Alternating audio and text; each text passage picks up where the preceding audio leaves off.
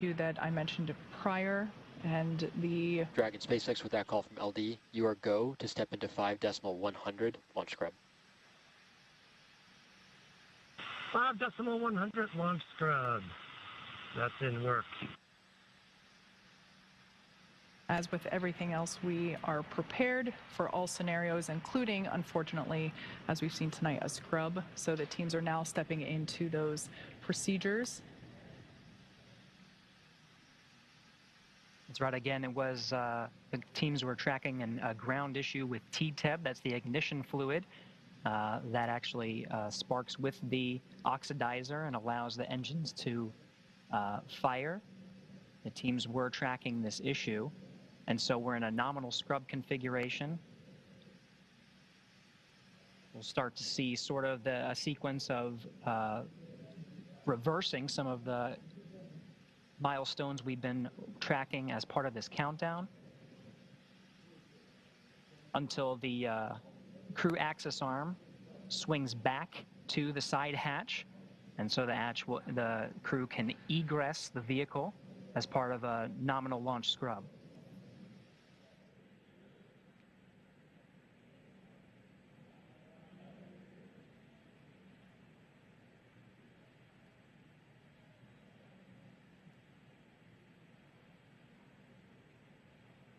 So for those of you just joining at about just under T minus 2.5 minutes, we unfortunately had a scrub due to a TTEB issue with the ground systems. So as Gary mentioned, we are in a nominal scrub configuration. There we have our procedures now being enacted to basically reverse all the progress that we made this evening, including propellant offload and bringing that crew access arm back into position and getting the astronauts out. Up until that point, everything was looking good. The ground team had reported that issue. I believe it was around T minus 5 minutes.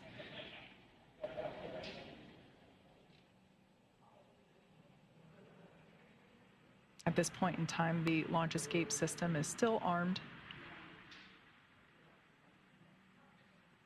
with the crew continuing to look comfortable there inside Dragon Endeavour.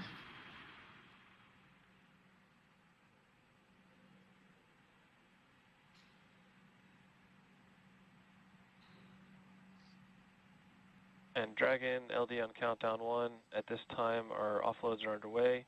Vehicle is safe and proceeding nominally with offload. Expecting about a 50-minute offload. SpaceX Dragon copies about a 50-minute offload. We'll be sitting here waiting. Thanks. So it will be a very methodical process to offload the Falcon 9 with the propellant and oxidizer. You can see some of that oxygen billowing off still. That'll be part of the sequence. They've also re-enabled auxiliary power by umbilical to the Dragon as they work their way through the nominal scrub timeline. Again, that's a 50-minute offload. For those, again, that are joining, we are in a scrub situation just under 2 minutes and 30 seconds from launch.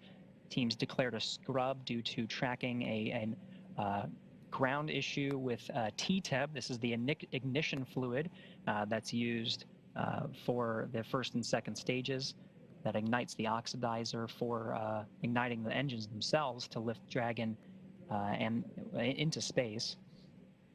They were tracking this issue and declared a scrub again at the 2-minute 30-second mark.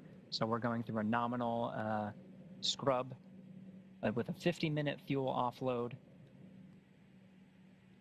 You can see the strong back clamps have been re-enabled in this view right here. After we offload prop, we'll see the crew access arm swing back to get the crew out.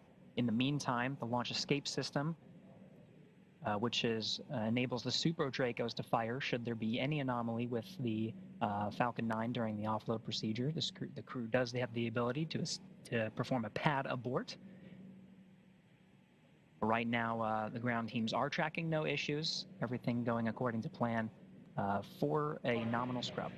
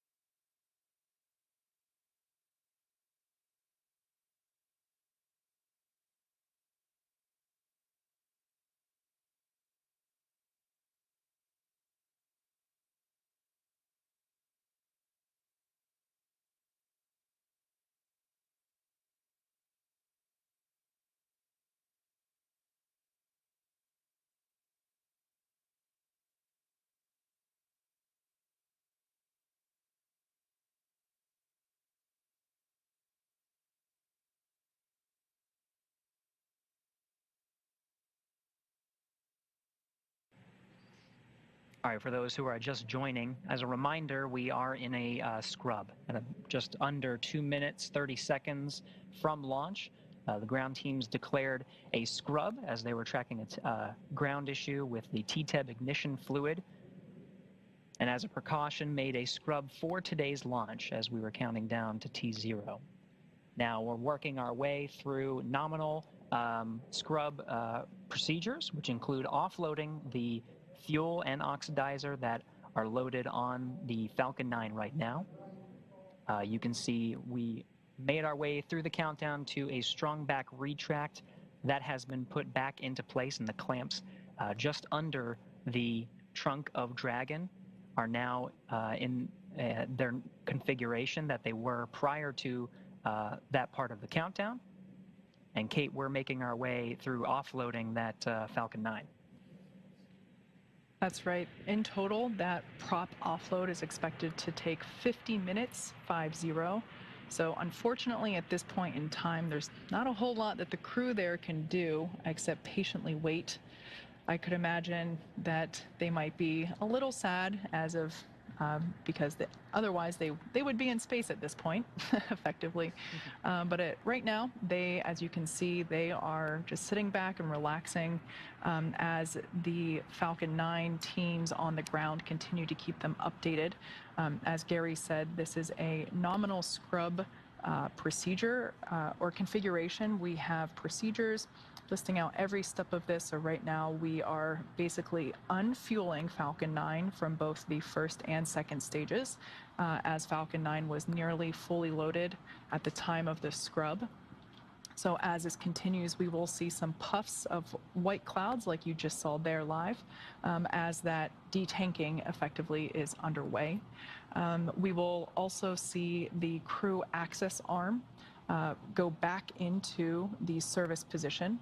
That will enable the basically the pad team to re-enter the pad, go back up, and help the 4 astronauts that are currently there in the capsule basically unbuckle and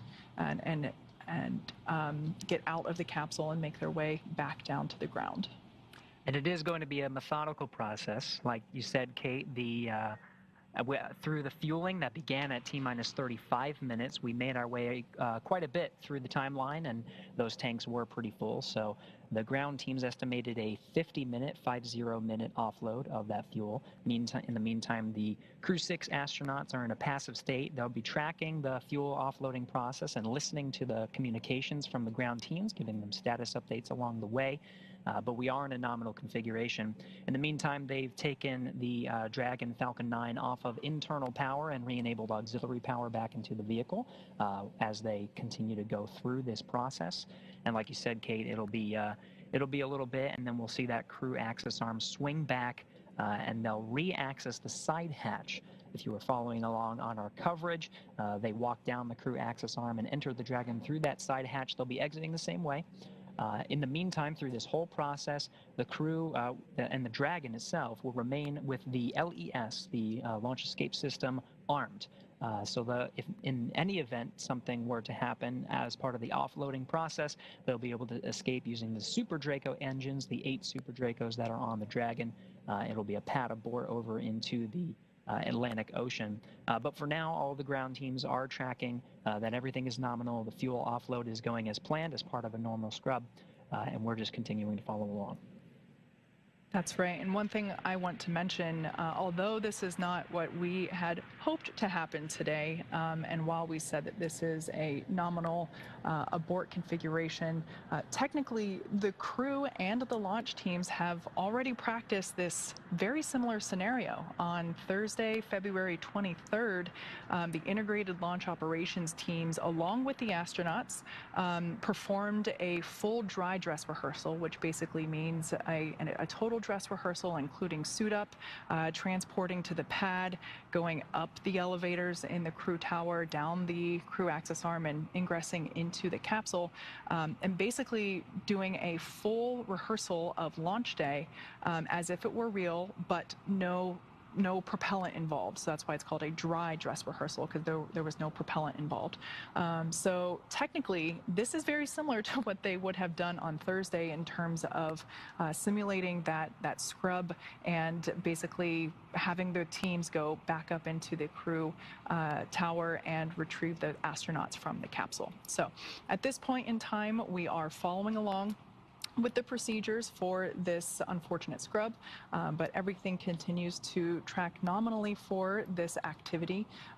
Right now, for those that have recently joined, we had a hold called on the countdown at about T-minus 2.5 minutes. The crew had reported around T-minus 5 minutes, or excuse me, the ground teams the SpaceX ground teams had reported around T-minus 5 minutes an issue with the TTEB, which is basically the stuff that we use to ignite the engines on the first stage. So out of an abundance of caution, the teams called that hold at T-minus 2.5 minutes and then proceeded into nominal off detanking or basically unloading the vehicle with all of its propellants. Given the fact that that occurred at T-minus 2.5 minutes, the majority of the propellants were already on the vehicle. SpaceX with a propellant offload update. SpaceX Dragon, go ahead. Offloads are proceeding nominally, anticipating another half hour until closeout. Understand, looking about a half hour till close out. Copy, thank you. All right, so good news there coming from the ground teams, indicating that we have about 30 minutes left of the propellant offloading. We heard Commander Steve Bowen sounding pretty unbothered by everything. Like I mentioned before, everything is written down in the procedure. They practiced this very similar egress procedure during Thursday night's dry dress rehearsal. So all in all, everything continuing nominally there for these next steps. As I mentioned before, we will see eventually the crew access arms swing back into the service position, and we will have the pad teams re-enter the pad area and basically enable the astronauts to egress. I also mentioned earlier that our backup launch opportunity is about the same time tomorrow, roughly 24 hours after our initial T0.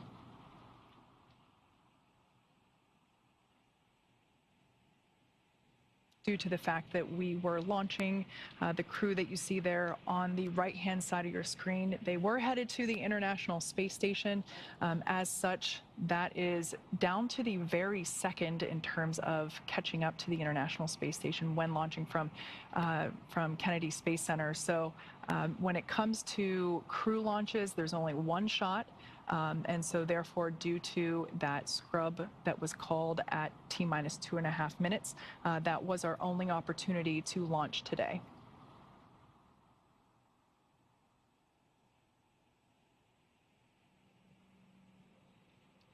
That's right, Kate. And as you mentioned, that scrub would be 24 hours. So we'll get to do this all over again. You mentioned the dry dress rehearsal.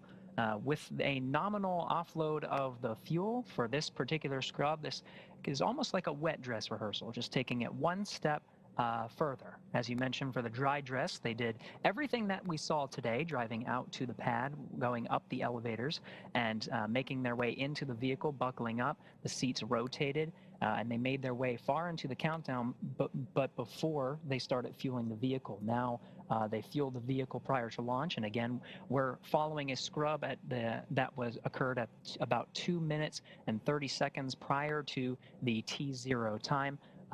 Due to tracking a ground issue with the TTEB ignition fluid that's used on the engines to ignite them and fire the crew into orbit, and eventually catching up with the International Space Station. But as they were continuing to look at this issue, decided to declare a scrub for today. That scrub is, again, a nominal scrub, so we'll be going through the scrub procedures, which include the detanking. They seem to be going a little faster than originally predicted. They called out to the crew about 50 minutes. Now we're inside 30 minutes from detanking the Falcon 9. That means the RP-1 refined kerosene and the liquid oxygen, that's the densified liquid oxygen that's on board, is being brought back into the lines that fuel them. So we'll be emptying those tanks.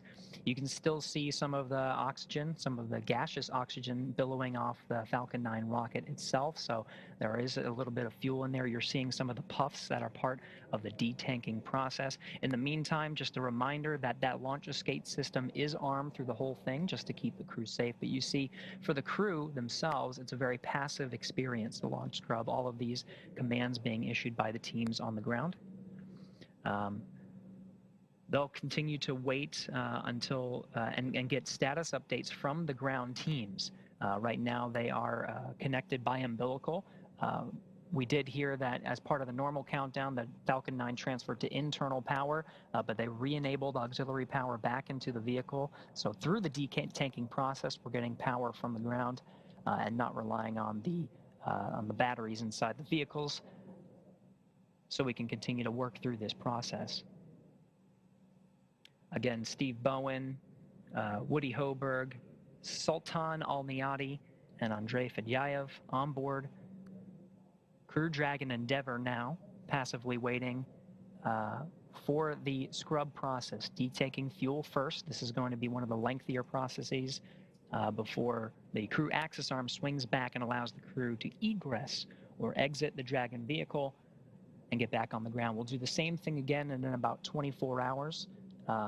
Witnessing the same series of events, suiting up in the suit room before going down and making their way over to the pad via Tesla until they make their way up the launch tower, the elevators over there, and make their way back into the same vehicle.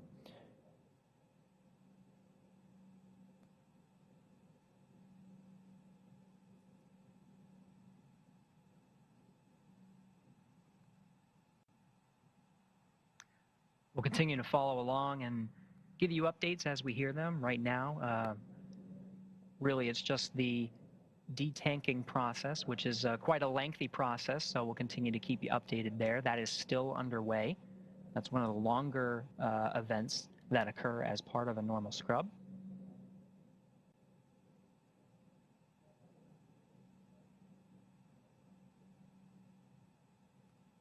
From left to right, Andrey Fedyaev, Woody Hoburg, Steve Bowen, Sultan Al Neyadi on board Crew Dragon Endeavour now.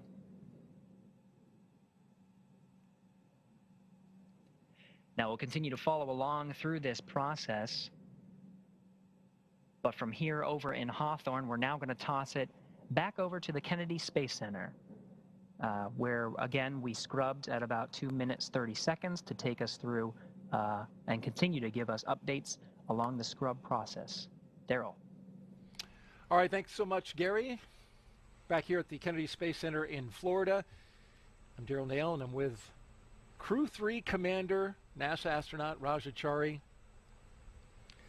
And it goes without saying, Raja, looks like you're going to have to wait on seeing your first launch. As Gary mentioned, we had a scrub at right around 1:43 a.m. Eastern Time. Got down inside T-minus 10 minutes, and they started to notice an issue with what's called T-tab, and these are the chemicals that help ignite the Falcon 9 engines, all 9 of them. And as it turned out, it looks like there wasn't enough confidence in moving forward with the amount of T-tab that was there to light those engines, and so we had a scrub called. And so now, from the astronaut's perspective, Raja, you're sitting in there. First of all, tell me about what kind of reacts. Yeah, so I think it's good and bad, right? The bad side is obviously, you're ready to go, been waiting for it, but I think what's really encouraging and what, especially we're appreciative as the astronauts is knowing that everyone's got our back and that safety is the paramount thing. So as much as everyone wants to go, the right thing to do is obviously, in this case, to scrub. And so I think that's really easy to remember when you're in the seat and when you're dealing with, as you go through the process of de-arming the launch escape system, all those steps just remind you, like, oh yeah, the safety's got to be first. I think it's also kind of a good deal because it gets a free run through of all the events in the timeline. So now they've seen it all once. They have the wet dress, but now you've taken it all the way down to near launch, and you get another run of that, another run through the procedures. We talked earlier in the night about sleep shifting, so they're already sleep shifted. That's why we do it that way, so that they're, you can continue and no earlier than tomorrow another launch opportunity. So I think that's kind of what's going through the mind right now. You heard earlier the call up from the core to get into 5.100, so that's the procedure they're running now. Earlier in the night, they're using 4.100 as the procedure name, and that's what's launch prep, and this is the scrub prep. And so as a rough rule of thumb, what they teach the crew is about as long as you were fueling, it'll take that long to defuel. So since we were pretty deep into the count, you would expect to take that amount of time to basically take all the fuel out of the rocket. So the big picture is the crew's going to stay there just like they were ready for launch with the visors down, completely restrained, because the rocket still has prop on board, and so the launch escape system is still armed. So it is still a volatile machine. There's propellant on board. Exactly. So they still, so we still have to treat it as if it's ready to go, as it is ready to go. Then once the prop is all off, then they can disarm the launch escape system, bring the crew access arm back out, and then egress the vehicle. So essentially what we saw earlier in the night, just run back in reverse. And then I think it's also a good example. You mentioned like inside T-minus 10 minutes is when we started to see some ground chatter and know there was an issue. You didn't hear that on the loops to the crew. And one of the reasons is, we work a lot in training to figure out, like, what do you tell the crew? What don't you tell the crew? But generally speaking, if there's nothing the crew can do about something, or, in this case, there's an action being worked, then maybe it would maybe potentially only confuse the situation to give them extraneous information. In this case, once they had actionable info, like, hey, we're going to scrub, or we're looking at this, that's when they call it up, versus just peppering them with random pieces of information that may or may not be relevant. In today's case, it turned out to be relevant, but they let them know that once that was the case. But yeah, I think from the crew standpoint, this is something we, just about, honestly, our launch was the first time we ever had an event where nothing went wrong, because in all the sims you do, something generally goes wrong. That's the whole point. Right. So if this is actually par for the course, that you're like, oh yeah, of course, of course something happened, because that's what always happens in the sims. That's how you sim. Yeah, that's how you sim. So I think it's unexpected, and with I think we relearn this every time we launch a vehicle, whether it's Artemis, SpaceX Dragon, a Starliner. We always learn things, and you can never assume everything's going to go perfectly. So I don't think it surprises anyone. Not to say that they're not disappointed. There's still that. That's probably the first emotion. The first thing reaction, is like, right? oh man, but then like, oh, that's good. Right. They made the safe decision. But yeah, absolutely a little disappointed. But you're still going to get to go to space. We'll just maybe do it a day or two later. And currently, according to SpaceX, when they initially made the announcement, it takes about 50 minutes to detank the rocket. And currently, we're right around a half hour left in that process. So we've gone about 20 minutes in detanking. As you mentioned, astronauts have to stay strapped in exactly where they are to wait it out as that propellant is detanked. And I found that you can kind of get a visual marker by what you see right here, right? You can see some venting and venting of the locks at the top, but then also just about as high as that condensation is coming off the rocket. SpaceX with propellant offload update. Now we'll get an update. SpaceX Dragon, go ahead. Our stage 2 LOX tank is offloaded.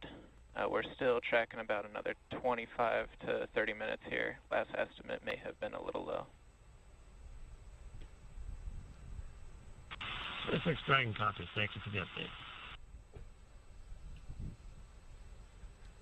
So about halfway done. About halfway, and you can see you're almost about halfway down. I actually never noticed that before, but that's actually a really good insight. And so now the astronauts are waiting in the capsule.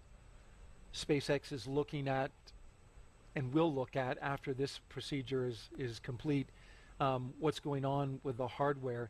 There is a launch opportunity tomorrow. And I want to emphasize this is an opportunity if the team decides that they can turn it around in 24 hours. And that would be with a T0 of 1:22 and 29 seconds a.m. Eastern Time. Again, tomorrow, well, this would be Tuesday, February 28th, with a T0 of 1:22 and 29 seconds a.m. There is a launch opportunity. If NASA and SpaceX decide to go forward with that, our coverage on NASA TV would start at 9:45 p.m., both on NASA TV and our streaming platforms. Also, from launch to dock, that transit would be about 33 and a half hours. So if they decide to launch on that day, docking would happen on March 1st at 10:04 Eastern Time. And there'd be a rendezvous, docking, and welcoming ceremony coverage on NASA TV that would start at 8 a.m. Eastern Time. And I say all that, again, with the asterisk that that is a decision that has yet to be made, whether or not Absolutely. they take that launch opportunity. There's going to be a time to look at this situation. Right, and so like we heard that it was a situation with the T-tab, which is again sort of the, if you will, the igniter for the engines and making sure the fluid, there's enough fluid or sufficient fluid. So whatever that, whatever the technical underlying of that problem that let do today, if that's something that can be resolved, and obviously that's something the teams will be diving into probably as soon as the prop is off the rocket. I'm sure they're going to be crawling all over it. And that's one of the other logistical things that's happening here. So there's, once they start fueling the rocket as part of the countdown sequence and the crew armed the launch escape system, all the personnel around there also cleared out. And so right now there is no one really close to the rocket. So once the fuel is off the rocket and then the crew de-arms the LES, then people can approach again. So it does take some time for the vehicles and people and the closeout crew, just like it did to, clear out the arm and prep it. They'll have to do the same thing to bring people back to the arm, re-prepare it to connect to the capsule. But again, it's actually in the long run kind of a good thing is when they do try this the second time, it means it'll go all the more smoother because they'll have got another rep of doing it. You mentioned the one thing, having a longer time to rendezvous, the 33 hours. Actually, that's kind of another little maybe a positive silver lining out of this, because I know for us, for Crew 3, we really enjoyed our time in the capsule. You spend so much time training in Hawthorne, training in Houston, and there's something special, I think, about being in a small vehicle. Yes, it's cramped, so I wouldn't necessarily want to spend 2 weeks in there, but more than a few hours is just kind of fun because Stop, you're catch your breath, exactly relax. Yes, because once you hit the space station, you are on a tight timeline. Everything, every 5 minutes is accounted for, and it should be because it's expensive to get there, and we're doing a whole lot of science. The nice thing in the vehicle when you're just rendezvousing or waiting for those, we talked about phasing the orbits, you get time to just look out the window, hang out with your buds. It's kind of like a glamping trip, it's like, because you're sort of roughing it, but obviously it's some pretty nice digs. But you can get out of your seat, right? Exactly, and that's it's a great time. Yeah, so once they get in orbit and everything's checked out, they do get out of their seats. They can change out of their suits, and I thought that was some of the best time, both on the way up and the way down, just spending time in the Dragon and in the thing that you've trained in so long. And you can really hear it. It talks to you. You can hear when you do burns. You'll hear the prop flowing. You can see the thrusters out the window. So it's a nice time, and it gives you some time to adapt to space. So for especially our crew, just like their crew, having 3 rookies on board, getting some time to adapt to zero gravity, getting used to moving around, how you restrain yourself. The more time you can get in the Dragon, the quicker you can adapt and get to work on the space station. So I think it's all time well spent when you have a few extra hours in the Dragon. Raj has talked a lot about the crew and what that means for them potentially going forward. Want to go back to the T-tab. We've mentioned this, heard it a couple of times. I think one of our commentators actually spelled it out. If you look at the picture on the left, the SpaceX rocket on the pad, for those who are familiar with watching launches at night, that T-tab, it's the ignition fluid. You can actually see it light because it flashes green all around the bottom of the rocket. You can see a green flash, and that's what it does. It lights those 9 Merlin engines, and then you have a liftoff. And they call it TTEB because that's the acronym for triethyl aluminum triethyl boron. And when they come together, they create that that ignition that's necessary to light the rocket. And so that's something that SpaceX is going to look at. We also heard an update from SpaceX on the loops about the timing of the D-tank, which we are currently just about 27 minutes into that process. As astronaut Raja Chari was saying, this is a period of time where the astronauts just have to hold still while the propellant is taken out of the rocket. Yep, and they're probably also going through.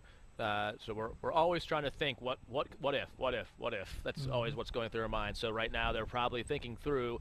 Well, the LES is still hot, so that was, but we're not planning on going. So if there was a problem, we'd probably hit the emergency ground egress button, wait for the crew arm to swing out at that faster rate.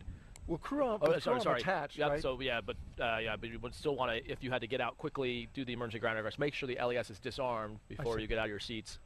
And then egress if you had to, and so there's a few different ways, a few different types of egress if something else went wrong, and so whenever prop is moving, whether it's getting onloaded or offloaded, you're always ready for that. So that LES stays armed through this process? It actually stays armed as long as there's propellant on the rocket. It stays armed, because if there was any kind of contingency, you'd want to use that to get off quickly. The other thing that will have to happen eventually is they'll have to rotate the seats back. So just like we saw the seats rotate to the launch position, once the LES is disarmed, then they'll rotate back to the loading and unloading configuration. There's also, we didn't talk about it too much, but it's not just people that the Dragon takes up there, it's cargo. And so you can't really see in this view. We saw it earlier in the night when they were first loading up. You got a shot underneath their legs. Yeah, exactly. And so you could see the cargo that's under there, and that the stuff on the left under Andrei's seat is mostly crew related in terms of like survival equipment. You see that red, you can kind of just see the red bag. That's the life raft. And so you saw that video earlier tonight. We talked about the Orion, the porch, and the Orion water training. So a lot of the water recovery equipment is in those pallets underneath Andrei's seat if the crew had to do something on their own for some kind of landing in an unplanned area. And then this stuff that's kind of under Woody and Steve's seats, you can see they look more like metal lockers.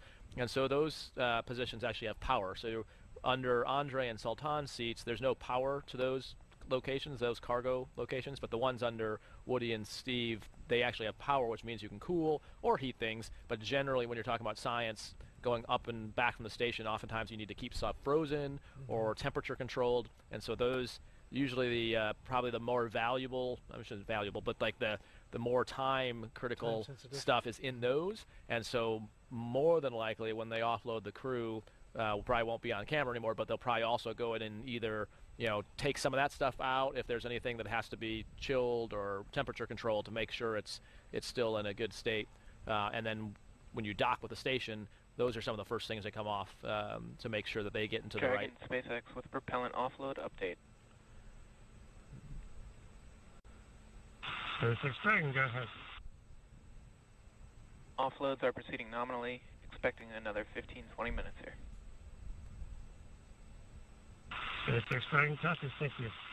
Okay, so that's Captain Stephen Bowen communicating with the launch team. Exactly, yep, in about another 15 to 20 minutes, and sounds like things are going nominally. But yeah, so those pallets underneath there, like I said, I'm not exactly sure what's in those particular ones, but it would not be uncommon to pull some of that stuff, they call it like late load cargo, that is very sensitive to temperature or maybe some power considerations that you would pull off and store. And then, like I said, when you dock, those are the first things that come out. But again, the kind of takeaway is it's not just people, but a whole bunch of stuff that goes to the space station by way of the Dragon. And then you can also put things in the trunk as well. On like the cargo Dragons, we saw it earlier tonight, the solar panels, but you can load things into the trunk. Here's a great shot of it. So that bottom section that looks with the solar panels and the black and the white inside there, on one side, you can actually put things inside there as well that obviously doesn't have to be in a nice atmosphere, or so it's things that can be exposed to vacuum.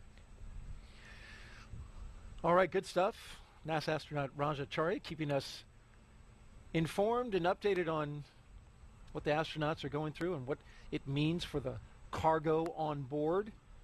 I want to now take a moment to go back to SpaceX in Hawthorne, California, and get caught up with our NASA commentator, Gary Jordan. Gary? Hey, thank you, Daryl. Yeah, we're following along here in Mission Control Hawthorne. As you mentioned, that status update on the fuel offloading, we're looking at about 15-20 minutes until that is completed. In the meantime, you see the Crew-6 astronauts on board inside Crew Dragon Endeavour, passively waiting. They'll be going through a series of more steps once fuel offloading is complete. In the meantime, the Dragon is going to, or the Falcon 9 is going to continue to get rid of the fuel and the oxidizer that's inside the Falcon 9. The seats themselves will rotate from the launch position down so that the closeout team can come back and get them out of their seats. They'll open up that side hatch and get the crew back, walk down the crew access arm, down the elevators, and go back to crew quarters to await for the next launch attempt. Right now, the next launch attempt we're looking at is about 24 hours from now. But right now, if you're just tuning in and looking for updates on the launch of the Crew Dragon to the International Space Station, we are in a launch scrub situation. So at about 2 minutes 30 seconds, the ground teams declared a scrub due to tracking what's called a TTEB. This is the ignition fluid that allows the engines on the first and second stage to ignite and propel the Falcon 9 and the crew into orbit over the 9-minute ascent. Usually if you follow our coverage, TTEB, when the second stage ignites at about 3 minutes into the flight of the Falcon 9, there's this green flash that you see from the MVAC engine at the tip, and then the titanium stabilization ring at the end of the expansion nozzle goes away after that TTEB ignition and the second stage ignites. That green flash is the TTEB ignition fluid, and you can actually see it in our launch coverage. But it was that the ground teams were tracking, and so they identified a ground issue and are now going through the stages of a nominal scrub situation. Just regular tank offloading. We were originally looking at about 50 minutes of tank offloading. Now we're about 15-20 minutes from the latest report of the ground teams. In the meantime, the Crew-6 astronauts are aboard, passively waiting and tracking the fuel offload. And why don't we check in with Kate for more on the scrub situation? Yeah, thanks, Gary. I am following along with the SpaceX ground team's procedures as we are continuing through this nominal scrub. As we heard called out a couple minutes ago, we have about 15 to 20 minutes left of the offload, so that should wrap up between around between 2:30 and 4:30 a.m. Eastern time. So we're coming up to that soon. Everything progressing nominally.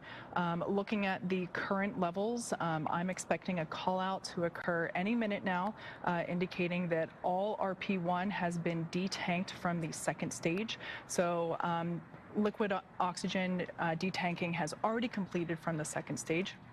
So I'm expecting that call out to come any second now, indicating that RP1 has been completely detanked. As for the first stage, also really low levels there. I would say less than 5% remaining locks on the first stage to go, and then probably about 10% fuel left to go there on the first stage. So we're nearly there, but we will hear those progress call outs on the loops informing the crew.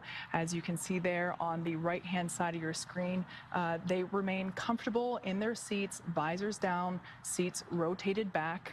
The launch escape system is still armed at this point, although from that view of the pad on the left-hand side of your screen, it might kind of look like the crew access arm is reaching toward the capsule. It's not. We have not moved that yet into the service position, and we won't do that for a little bit yet, but we still have a number of things that we're going to go through in this nominal offload procedure. As I mentioned before, the crew had a dry dress rehearsal on Thursday night, meaning no propellant involved. So that's what makes it a dry dress. But they have gone through this very similar procedure in terms of the closeout team going back up into the tower, back down the crew access arm, and helping the crew get out of the capsule, including reopening that side hatch. So the astronauts will egress from the capsule the exact same way that they ingressed, just in reverse. So pretty simple from that standpoint, but there are also other things that we'll have to do in addition to that fuel detanking or offloading and the disarming of that launch escape system.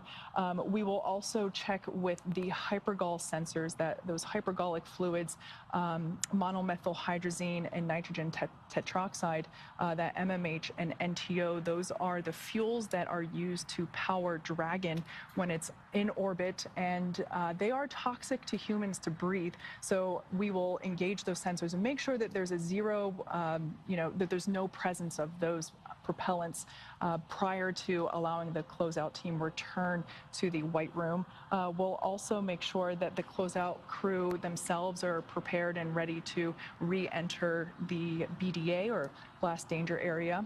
So it's basically everything that they did earlier today, but in reverse.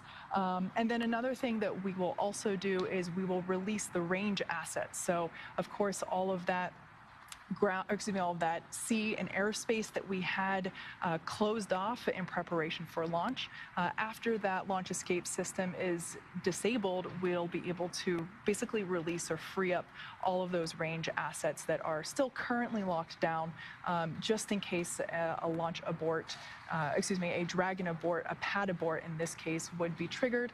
But as we mentioned before, everything continues to progress nominally with no issues. Dragon SpaceX with a propellant offload update.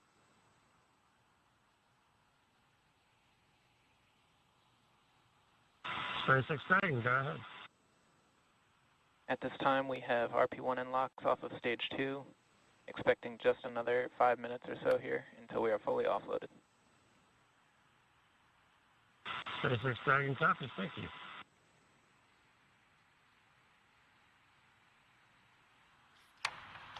So that was SpaceX core Arthur Barialt, just informing the crew that there's about 5 minutes remaining, as I mentioned before. At this point in time, the second stage is now completely or mostly empty, completely empty of its propellants. The LOX tank on the first stage is nearly empty, and the fuel tank on the first stage has maybe about 5% remaining to be pulled out. So everything continuing normally with this offload. We heard there Commander Steve Bowen. As I mentioned earlier, he sounds pretty relaxed and cool as an ice cube here, and for good reason. The astronauts train for every possible scenario, this included. As we've mentioned several times before, we have procedures for everything.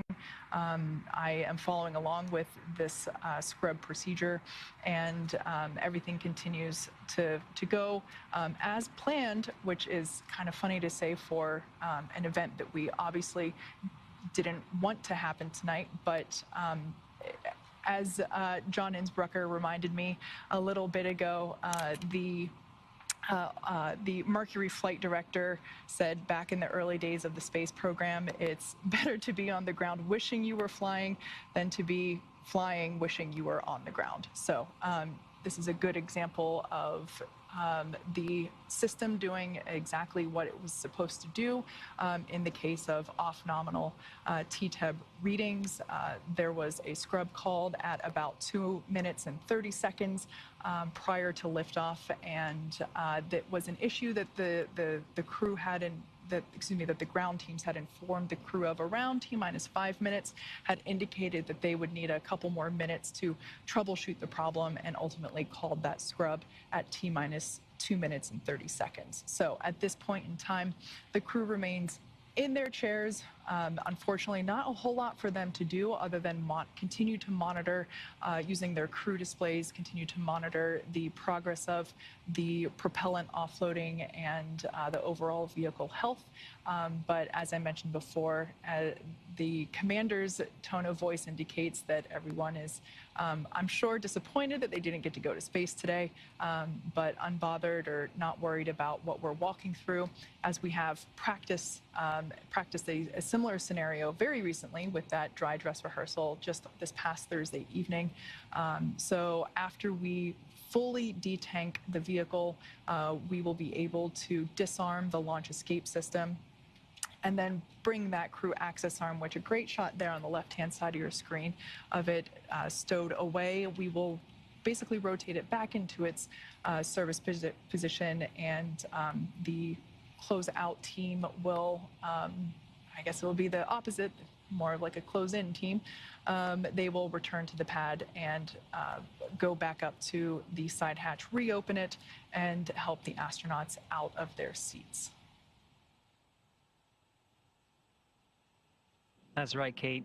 And again, we're getting that live view from inside the Dragon. They are passively waiting. It's the ground teams monitoring the detanking process, which we're really just minutes away from finishing. In the meantime, we continue to keep that launch escape system armed just to make sure the crew is safe through the process. Now, after that detanking is complete, one of the next steps will be to disarm the launch escape system. When the Falcon 9 is not fueled, it's in a safe configuration to go ahead and disarm that and go through the next series of steps, including that crew access arm swinging back and retrieving the crew. Now, Crew 6 will have another opportunity to launch